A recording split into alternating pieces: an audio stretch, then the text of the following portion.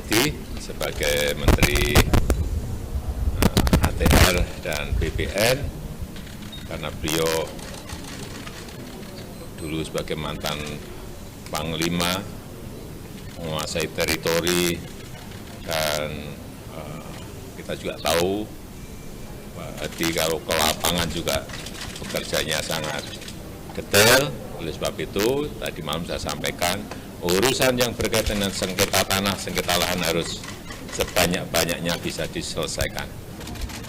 Seperti yang tadi disampaikan oleh Bapak Presiden, bahwa tugas saya yang pertama adalah menyelesaikan masalah sertifikat milik rakyat yang sampai saat ini sudah terrealisasi sebanyak 81 juta. Target yang ingin kita capai sebanyak 126 juta sertifikat. Oleh sebab itu target pertama yang segera akan saya segera realisasikan, namun saya lihat di lapangan permasalahannya apa. Apakah permasalahan itu masih K2 atau K3, itu juga akan kita selesaikan, tentunya berkoordinasi dengan instansi terkait supaya segera terrealisasi untuk sertifikat milik rakyat tersebut. Kemudian yang kedua, bahwa sengketa tanah itu juga akan saya selesaikan.